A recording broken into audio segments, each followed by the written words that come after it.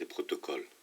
Tandis que le sionisme prenait ainsi forme dans les ghettos de l'Est durant le siècle dernier et apparaissait au début de celui-ci comme une nouvelle force dans les affaires internationales, quand le gouvernement britannique lui offrit l'Ouganda, la révolution mondiale, dans ces mêmes régions talmudiques, prépara sa troisième éruption. Les deux forces avançaient ensemble, en synchronisation, car le sionisme, comme on l'a montré, utilisait la menace du communisme en Europe pour avoir l'oreille des dirigeants européens concernant sa demande territoriale à l'extérieur de l'Europe.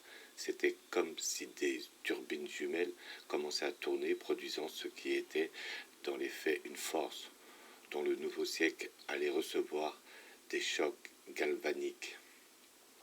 Selon Disraeli et Bakounine, la révolution mondiale était passée sous le leadership juif autour du milieu du siècle et ses buts changèrent alors. Les disciples de Bakounine, qui cherchaient à supprimer l'État en tant que tel parce qu'ils prévoyaient que l'État révolutionnaire pourrait devenir plus despotique que n'importe quel despotisme précédent, furent évincés et oubliés. La révolution mondiale prit suite à cela la forme du manifeste communiste de Karl Marx, qui visait aux super-États fondés sur le travail d'esclaves et, entre guillemets, la confiscation de la liberté humaine, comme de Tocqueville l'écrivait en 1848. Ce changement de leadership et d'objectif détermina le cours du XXe siècle. Cependant, les méthodes par lesquelles l'ordre existant devait être détruit ne changèrent pas. Elles continuèrent d'être celles révélées par les papiers de Weishaupt publiés en 1787. De nombreuses publications du XIXe siècle montrèrent que le plan illuministe original avait traversé les générations pour être le manuel des révolutionnaires de tous les camps.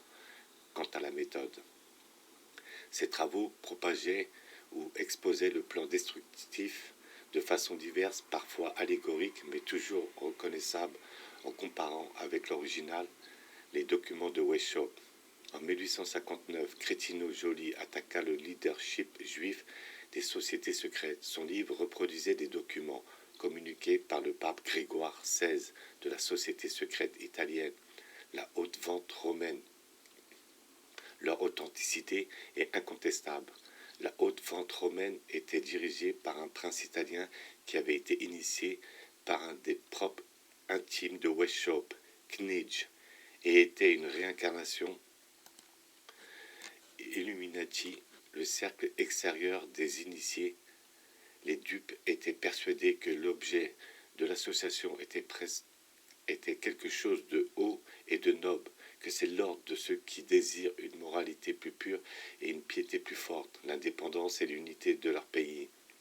Ceux qui gravissaient les échelons internes apprenaient progressivement les buts réels et juraient de détruire toute religion et gouvernement légitime, puis ils recevaient les secrets d'assassinat, de poison et de faux serments divulgués la première fois par les documents de Weishaupt. En 1862, Karl Marx, dont le manifeste communiste est manifestement illuministe, fonda sa première internationale et Bakounine forma son alliance sociale démocratique. Dans le programme, comme Madame Nesta Webster l'a montré par ses citations de passages corrélatifs, était du pur illuminisme. La même année, Maurice Joly publia une attaque contre Napoléon III, à qui il attribuait les méthodes identiques de corruption et de ruine du système social. Ce livre était écrit sous forme allégorique. En 1868, l'Allemand Goethe reproduisit les mêmes idées sous la forme d'une attaque contre le leadership juif de la Révolution. Et en 1869, le catholique et royaliste français Gougenon des Moussons reprit le même thème. Cette année-là, Bakounine publia sa polémique contre les Juifs. Dans tous ses ouvrages, sous une forme ou une autre, la continuité de l'idée de base d'abord révélée par les documents de Weishaupt apparaît, à savoir celle de la destruction de tout gouvernement, religion et nationalité légitime, et de l'installation d'un despotisme universel pour gouverner les masses asservies par la terreur et la violence dans les républiques et les nations. Certains d'entre eux attaquaient l'usurpation ou la succession juive du leadership de la Révolution. Après cela, il y eut une pause dans la littérature publiée sur la conspiration révélée pour la première fois en 1787, jusqu'en 1905, où un certain professeur Sergei Nilus, fonctionnaire du département des régions étrangères à Moscou, publia un livre dont le British Museum à Londres possède une copie portant un cachet de la poste daté du 10 août 1906. On attribuerait un grand intérêt à tout ce qui pourrait être découvert sur Nilus et son livre, qui n'a jamais été traduit. Le mystère qui les entoure, lui et son livre bloquent la recherche. Un chapitre a été traduit en anglais en 1920. Cela mérite d'être mentionné ici, parce que la publication originale eut lieu en 1905, même si le tumulte violent ne commença que quand elle fut diffusée en anglais en 1920. Cet unique chapitre fut publié en Angleterre et en Amérique sous le nom de The Protocol of the Leiner Elder of Zion. Je n'ai pas réussi à savoir si c'était le titre du chapitre original ou s'il fut fourni pendant la traduction. Aucune preuve n'est donnée que le document est ce qu'il prétend être, un compte-rendu d'une réunion secrète de sages juifs. À cet égard, il est donc sans valeur. À tout autre égard, il est d'une importance inestimable, car il s'avère par le test conclusif, celui des événements suivants, être un document authentique de la conspiration mondiale révélée en premier lieu par les papiers de Weishaupt. Beaucoup d'autres documents dans la même série avaient suivi cette première révélation, comme je l'ai montré, mais celui-ci les dépasse tous. Les autres étaient fragmentaires et donnaient des aperçus. Celui-ci donne l'image entière de la conspiration, la motivation, la méthode et l'objectif. Il n'ajoute rien de nouveau à ce qui avait été révélé par morceaux, sauf l'attribution non prouvée aux sages juifs eux-mêmes, mais il met en place toutes les pièces et expose le tout. Il dépeint exactement tout ce qui est arrivé en 50 ans depuis sa publication et ce qui suivra clairement dans les 50 ans suivants, à moins que d'ici là la force que la conspiration a générée ne produise la contre-force. Il est informé par une masse de connaissances, particulièrement des faiblesses humaines, qui ne pouvaient venir que de l'expérience accumulée et de l'étude continuelle des siècles ou des âges. Il est écrit dans un style de supériorité élevée, comme par des êtres perchés sur quelques pinacles olympiens de sagesse sardonique et antique, et de dédain moqueur pour les masses se tortillant tout en bas. La foule, animaux, alcoolisés, bétail, bêtes sanguinaires qui luttent en vain pour échapper aux pinces qui se renferment sur elles. Ces pinces sont le pouvoir de l'or et la force brutale de la foule, incitée à détruire ses seuls protecteurs et par conséquent elle-même. L'idée destructrice est présentée sous la forme d'une théorie scientifique, presque d'une science exacte, discutée avec ferveur et éloquent. En étudiant les protocoles, je me suis constamment rappelé à quelque chose qui attira mon regard dans le dicton de Disraeli, cité plus tôt. Disraeli était prudent dans le choix des mots, parla du principe destructeur, non l'idée, l'arrangement, la notion, le plan, le complot ou autre. Et les protocoles élevèrent la théorie de la destruction à ce statut d'une vérité fondamentale, une loi primaire ou fondamentale, une loi directrice de conduite, pour citer les diverses définitions du dictionnaire du terme principe. Dans de nombreux passages des protocoles paraissait à première vue recommander la destruction comme une chose vertueuse en soi et justifiant par conséquent toutes les méthodes explicitement recommandées pour la promouvoir: subornation, chantage, corruption, subversion, sédition, incitation des foules, terreur et violence, qui deviennent ainsi vertueuses également. Mais un examen attentif montre que ce n'est pas le cas. En fait, l'argument présenté commence à la fin. La puissance mondiale et revient en arrière sur les moyens qui sont préconisés simplement comme étant les meilleurs pour cette fin. La fin est celle révélée en premier lieu dans les documents de Weishaupt.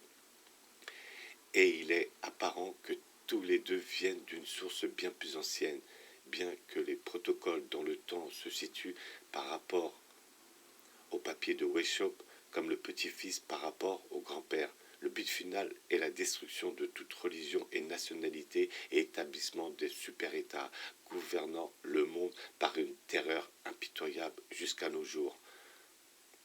Quand les protocoles parurent en anglais, l'attaque juive enragée du document en lui-même donna l'impression trompeuse que le point mineur, qui était l'auteur de ce document particulier, était d'une importance majeure. L'affirmation solennelle de leadership juif de la conspiration révolutionnaire n'était pas nouvelle du tout.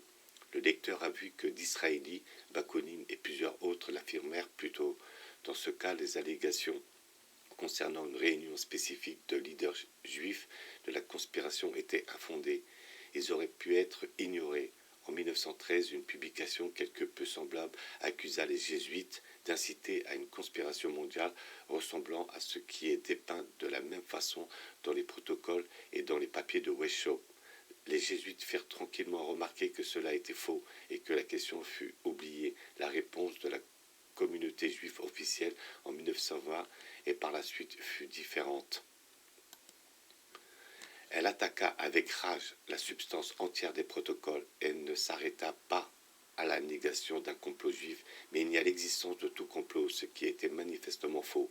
L'existence de la conspiration avait été reconnue et affirmée par une longue chaîne d'autorités supérieures, d'Edmund Burke, George Washington, Alexander Hamilton, Disraeli, Bakounine et plusieurs autres mentionnés dans un chapitre précédent. De plus, quand les protocoles apparurent en anglais, la preuve conclusive avait été donnée par l'événement de Russie. Ainsi, la nature de l'attaque juive ne pouvait-elle que renforcer les doutes publics. Elle protestait beaucoup trop. Cette attaque était la répétition de celle qui avait réduit au silence ses premiers leaders de la demande publique d'investigation et de recours, Robinson, Baruel et Morse.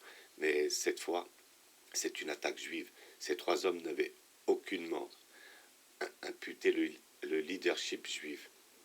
Et ils furent seulement diffamés parce qu'ils attiraient l'attention publique sur la nature ininterrompue de la conspiration et sur le fait que la Révolution française n'était clairement que sa propre éruption. L'attaque des protocoles dans les années 1920 pouvait par-dessus toute la vérité de leur affirmation. Elle montrait que l'organisation permanente pour la suppression du débat public sur la conspiration avait été perfectionnée au cours des 120 ans écoulés. Probablement autant d'argent et d'énergie n'avait jamais été dépensé auparavant dans l'histoire dans l'effort de supprimer un seul document. Il fut apporté en Angleterre par l'un des deux correspondants britanniques à Moscou, important à l'époque, Victor Marsden du Morning Post. L'histoire significative de l'autre correspondance appartient à un chapitre postérieur. Marsden était une autorité en ce qui concernait la Russie et était fortement sous l'effet persistant de la terreur. Il fut dans les faits sa victime, car il mourut peu après avoir achevé ce qu'il ressentait comme un devoir, une évidence, la traduction des protocoles au British Museum.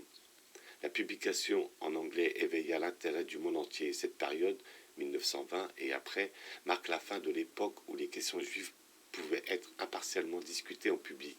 Le débat initial fut libre et vigoureux, mais dans les années qui suivirent, l'attaque réussit à imposer la loi de lèse-majesté sur cette question. Et aujourd'hui, on ne trouve guère d'hommes ou de documents publics qui se risquent à mentionner les protocoles, sauf pour les déclarer contrefaits ou infâmes, un acte de soumission qui fut aussi prédit chez eux. La première réaction fut naturelle. Les protocoles furent reçus comme la preuve formidable d'une conspiration internationale contre la religion, la nationalité, le gouvernement légitime et la propriété. Tous reconnurent que l'attribution de la paternité juive était infondée, mais que le sujet était si grave et si fortement corroboré par les événements postérieurs à la publication originale qu'une enquête complète était nécessaire. Ce recours, l'investigation, était celui préconisé par beaucoup d'hommes importants 120 ans auparavant. Dans ce cas, l'attaque porta dans les faits à nouveau sur la demande d'investigation, pas sur la simple allégation contre les sages de Sion. Le Time de Londres dit le 8 mai 1920 dans un long article: une enquête impartiale sur ces supposés documents et sur leur histoire est des plus souhaitables. Allons-nous écarter la question entière sans enquête et laisser invérifier l'influence d'un livre tel que cet ouvrage? Le Morning Post, alors le plus ancien et le plus sobre journaliste britannique, publia 23 articles appelant aussi à une investigation. Dans The Spectator du 27 août 1921, Lord Sydenham, une autorité première à l'époque, recommanda aussi une investigation. Ouvrez les guillemets. La question principale est, bien sûr, la source d'où Nilus a obtenu le protocole. Les Russes qui connaissaient Nilus et ses écrits n'ont pu être tous exterminés par les bolcheviks. Son livre n'a pas été traduit alors qu'il pourrait donner une certaine idée de l'homme. Quelle est la caractéristique la plus saisissante des protocoles? La réponse est une connaissance d'un ordre rare, embrassant le domaine le plus large. La solution à ce système, si c'en est un, doit être trouvée là où cette connaissance étrange sur laquelle sont basées les prophéties maintenant littéralement accomplies se révèle résider. En Amérique, M. Henry Ford déclara que les protocoles ont correspondu à la situation mondiale jusqu'à maintenant, et ils correspondent aujourd'hui, poussa son Dearborn indépendant à publier une série d'articles dont 1,5 million de réimpressions furent vendues. Et en l'espace de 2 ans, le propriétaire du Time fut reconnu fou par un docteur anonyme dans un pays étranger. Un chapitre postérieur décrira cet épisode et se vit retirer de force le contrôle de ses publications. Et The Time publia un article balayant les protocoles comme un plagiat du livre de Maurice Joly. Le propriétaire du Morning Post devint l'objet de vitupérations prolongées jusqu'à ce qu'il vende le journal, qui s'est alors toute publication. En 1927, Henry Ford fit publier une excuse adressée à un juif bien connu d'Amérique. Quand je me trouvais aux États-Unis des années plus tard, des informateurs crédibles me dirent qu'on l'avait persuadé de le faire à un moment où un nouveau modèle d'automobile Ford était sur le point d'être commercialisé, par des menaces hostiles de la part de revendeurs dont il dépendait de la fortune. La campagne contre les protocoles n'a jamais cessé depuis lors. En Russie communiste, toutes les copies susceptibles d'être découvertes avaient été détruites à la Révolution, et la possession du livre devint un crime capital sous la loi contre l'antisémitisme. Dans la suite directe de cela, bien que 25 ans plus tard, les autorités américaines et britanniques en Allemagne, occupées après la Seconde Guerre mondiale, contraignirent le gouvernement allemand occidental à promulguer des lois contre l'antisémitisme sur le modèle bolchevique. Et en 1955, un imprimeur de Munich qui reproduisit les protocoles se vit confisquer son affaire. En Angleterre, au moment de la publication, la vente du livre fut temporairement arrêtée par l'autorité, sous la pression décrite. Et au cours des années, l'attaque continua si violemment que les éditeurs en eurent peur, et seules quelques petites sociétés locales se risquèrent jamais à l'imprimer. En Suisse, encore entre les deux guerres, un procès juif fut inventé contre le livre contre littérature incorrecte. L'affaire fut gagnée, mais le verdict fut cassé par une cour supérieure. La situation ainsi provoquée après 1920 et continuant aujourd'hui fut prédite par les protocoles en 1905. Ouvrez les guillemets. À travers la presse, nous avons acquis le pouvoir d'influencer tout en demeurant dans l'ombre. Le principal facteur de succès dans la politique est le secret de ces entreprises. Les paroles ne doivent pas être en accord avec les actions des diplomates. Nous devons contraindre les gouvernements à agir dans le sens favorable à notre plan aux larges perspectives qui approche déjà de sa consommation désirée. Nous le ferons par le biais de ce que nous présenterons comme étant l'opinion publique secrètement orientée par nous au moyen de ce qu'on appelle la grande puissance, la presse, qui à quelques exceptions négligeables près est déjà entièrement entre nos mains. Envers la presse, nous nous conduirons de la manière suivante. Nous la mettrons sous le joug et la conduirons avec des rênes solides. Nous devrons également nous assurer le contrôle de toutes les formes de publication. Il ne serait d'aucune utilité pour nous de contrôler les journaux si nous restions exposés aux attaques des brochures et des livres. Nul ne pourra impunément toucher au prestige de notre infaillibilité politique pour interdire une publication. Nous trouverons le prétexte suivant. La publication qui vient d'être supprimée existait, dirons-nous. L'opinion publique, sans aucune raison ou aucun fondement, les restrictions que nous imposerons, comme je l'ai dit, aux publications privées, nous permettront de rendre certains la défaite de nos amis parce qu'ils n'auront aucun organe de presse à leur disposition au moyen duquel ils pourraient donner libre cours à leur opinion. Telle est l'histoire des protocoles jusqu'à présent. Leur attribution aux sages juifs est infondée et devait être rejetée, sans préjuger de toute autre preuve de leadership juif de la Révolution mondiale en tant que telle. L'attaque juive contre les protocoles était résolue, non à disculper la communauté juive, mais à stopper la publication sur l'allégation qu'elle existait l'opinion publique, sans aucune raison ou aucun fondement. Les arguments avancés étaient faux. Ils disaient que les protocoles ressemblaient étroitement à plusieurs publications précédentes et étaient ainsi des plagiats ou des contrefaçons, alors que ce que cela montrait est en vérité une chose évidente. Il faisait partie de la littérature ininterrompue de la conspiration. Il pouvait aussi bien avoir été produit par des non-juifs ou des révolutionnaires antisémites, et cela est d'importance secondaire. Ce qu'ils prouvèrent, c'est que l'organisation révélée en premier lieu par les documents de Weishaupt existait 120 ans plus tard et utilisait toujours les méthodes et poursuivait le but alors exposé. Et quand ils furent publiés en anglais, la révolution bolchevique avait fourni la preuve.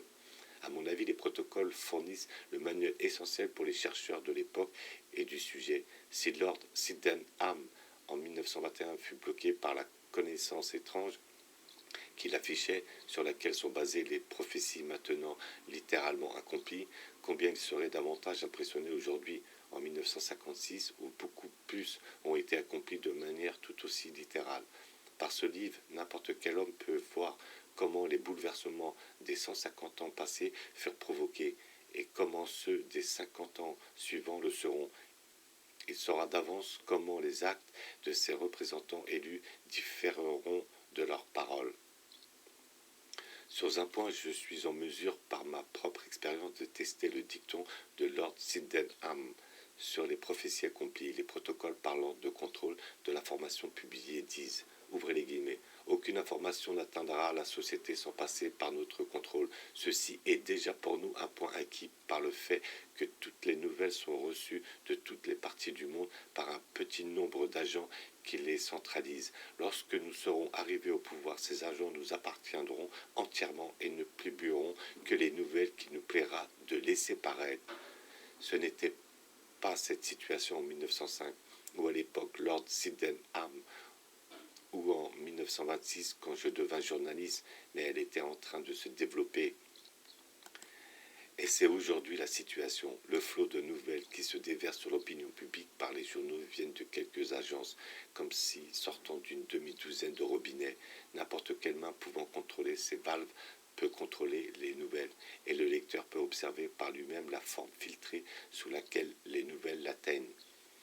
Quant aux vues éditoriales basées sur cette livraison de nouvelles, on peut comprendre la transformation qui a été provoquée en se référant aux articles impartialement critiques publiés dans le Time, le Morning Post, le Spectator, le Derbon Indépendant et des milliers d'autres journaux. Il y a environ 25 ans, cela ne pourrait pas arriver aujourd'hui. La subjugation de la presse a été accomplie comme les protocoles l'avaient prédit, et par le hasard de ma génération et de ma vocation, je l'ai vu arriver. L'étude comparative des protocoles et des papiers de Weishaupt mène à la forte déduction que les deux proviennent d'une source commune et bien plus ancienne. Ils ne peuvent avoir été le produit d'aucun homme seul ou d'un seul groupe d'hommes dans la période où ils furent publiés. La connaissance étrange qu'ils exposent eux manifestement sur l'expérience cumulative des âges, cela s'applique particulièrement dans les papiers de Weishaupt. tout comme dans les protocoles à la connaissance des faiblesses humaines qui sont sélectionnés avec une exactitude analytique, la méthode d'exploitation de chacune d'entre elles étant décrite avec une jubulation dédaigneuse. L'instrument à utiliser pour la destruction des États-nations chrétiens et de leur religion est la foule. Le mot est utilisé avec un mépris virulent pour décrire les masses qui en public sont flattées en se faisant appeler le peuple. Ouvrez les guillemets, il faut remarquer que le nombre des hommes aux instincts corrompus est plus grand que celui des gens aux instincts nobles. C'est pourquoi les meilleurs résultats s'obtiennent dans le gouvernement du monde, en employant la violence et l'intimidation. Il faut se rendre compte que la force de la foule est aveugle, dépourvue de raison dans le discernement et qu'elle prête l'oreille tantôt à droite, tantôt à gauche. À partir de là, il est développé l'argument qu'un despotisme absolu est nécessaire pour gouverner, entre guillemets, la foule, qui est, entre guillemets, sauvage, et que, entre guillemets, notre État emploiera, entre guillemets, la terreur qui tend à produire une soumission aveugle. L'accomplissement littéral de ces préceptes en Russie communiste doit être évident à tous aujourd'hui. Ce despotisme absolu doit être investi dans le super-État international au bout du chemin. Entre-temps, les despotes marionnettes régionaux sont dépeints comme l'élément essentiel au processus de destruction de la structure des États et des défenses des peuples. Ouvrez les guillemets, de la part de leurs élus, dictateurs actuels, présidents du Conseil et ministres, et supportant des abus pour le moindre desquels ils auraient assassiné 20 rois, comme expliqué un tel état de choses, parce que les despotes persuadent le peuple par l'intermédiaire de leur argent que même s'ils faisaient un mauvais usage du pouvoir et portaient préjudice à l'État, serait dans un but élevé, c'est-à-dire en vue de la prospérité du peuple pour la cause de la fraternité, de l'union et de l'égalité internationale. Certes, ils ne le disent pas qu'une telle unification ne peut être obtenue que sous notre domination. Ce passage est d'un intérêt particulier. Les termes dictateur, président du Conseil et ministre n'auraient pas été généralement compris en 1905, où les peuples d'Occident croyaient que leurs représentants élus exprimaient et dépendaient de leur approbation. Tromperie. Cependant, ils sont devenus applicables pendant les Première et Seconde Guerres mondiales, lorsque les présidents américains et les premiers ministres britanniques se firent en fait élus dictateurs et utilisèrent des pouvoirs extraordinaires au nom de la prospérité du peuple, la fraternité, l'égalité internationale. De plus, ces élus dictateurs, durant les deux guerres, dirent vraiment au peuple que la fin ultime de tout serait l'unification sous un gouvernement mondial d'un certain type.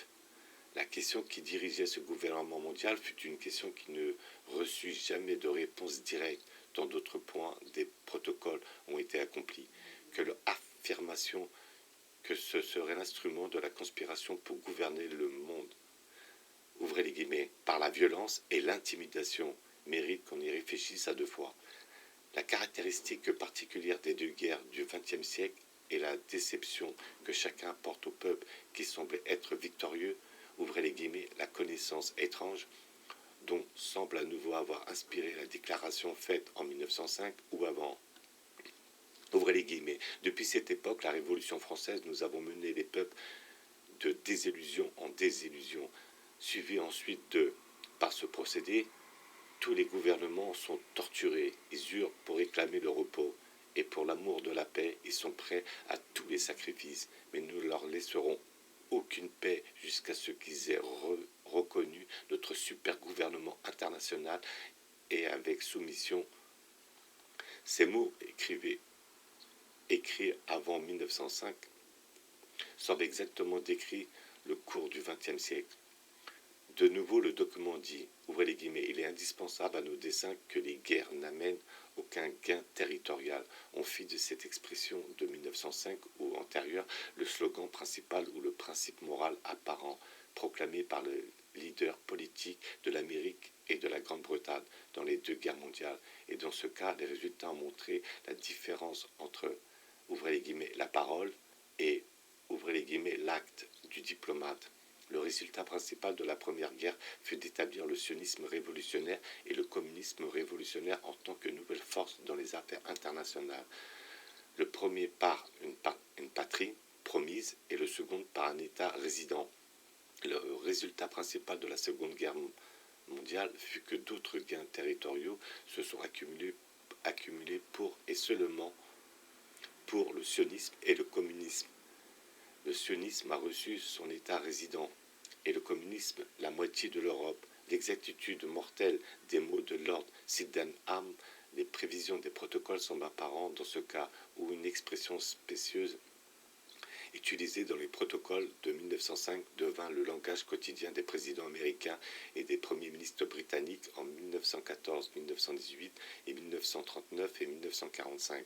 La raison pour laquelle les auteurs des protocoles considèrent ce slogan comme aussi important pour tromper les peuples est aussi expliquée. Si on refuse des gains territoriaux aux nations impliquées dans les guerres, les seuls vainqueurs seront alors notre agenture internationale. Nos droits internationaux balayeront les lois du monde entier et gouverneront les nations comme les gouvernements individuels leurs sujets. Pour provoquer cet état de choses, des politiciens dociles sont nécessaires et les protocoles disent à leur sujet, ouvrez les guillemets, nous choisirons parmi le public des administrateurs aux tendances serviles. Ils seront inexpérimentés dans l'art de gouverner, nous les transformerons facilement en pions sur notre échiquier, où ils seront mus par nos savants et sages conseillers, tout spécialement formés dès la plus tendre enfance pour diriger les affaires du monde.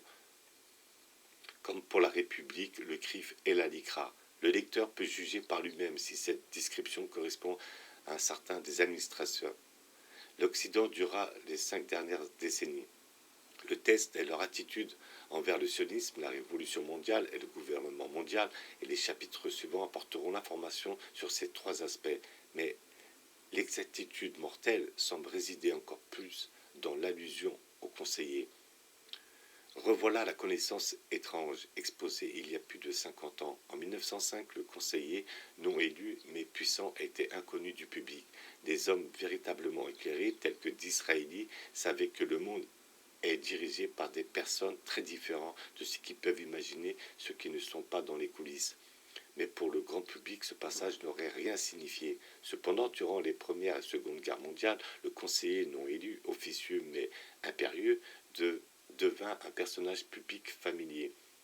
Il apparut à visage découvert, sous des pouvoirs d'urgence, et devint connu et accepté passivement par le public. Le mépris affiché des protocoles pour entre guillemets la foule était probablement justifié par cette soumission à l'autorité exercée dans les coulisses, même quand celle-ci était exercée ouvertement. Aux États-Unis, par exemple, les conseillers sur les affaires juives devinrent résidents à la Maison-Blanche et dans les sièges des armées américaines d'occupation. Un financement qui recommanda publiquement des mesures drastiques pour diriger les affaires du monde fut le conseiller de tant de présidents que la presse le surnomma de manière permanente l'homme d'État sage. Et les premiers ministres anglais en visite se rendaient également chez lui, comme s'il était un siège d'autorité suprême.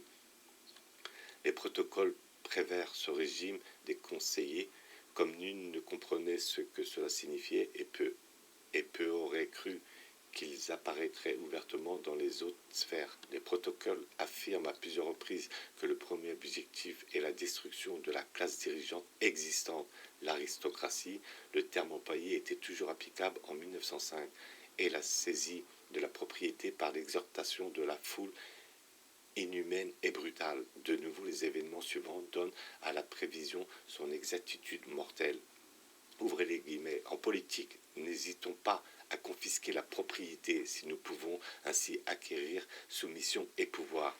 Notre appel, liberté, égalité, fraternité, amène dans nos rangs des 4 coins du monde grâce à nos agents inconscients, des légions entières qui portèrent nos bannières avec extase. Pendant ce temps, ces mots, comme autant de vers rongeurs, dévoraient la prospérité des chrétiens, détruisaient leur paix, leur tranquillité et leur solidarité, ruinant ainsi les fondations des États. Ce fut cette action qui amena notre triomphe et nous donna, entre autres choses, la possibilité de jouer notre race d'atouts, l'abolition des privilèges et d'autres termes, l'existence de l'aristocratie des peuples, seule protection qu'avaient contre nous les nations et les pays. sur les ruines de l'aristocratie naturelle et héréditaire. Nous élevâmes, en lui donnant les bases plutocratiques, une aristocratie à nous,